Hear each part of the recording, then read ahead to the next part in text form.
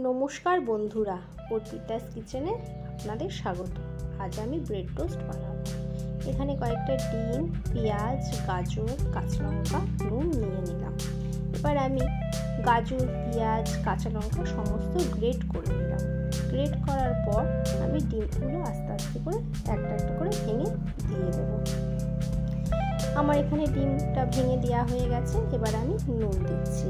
নুন দেওয়া হয়ে যাবার পর এটা ভালো করে মিশিয়ে দিতে হবে।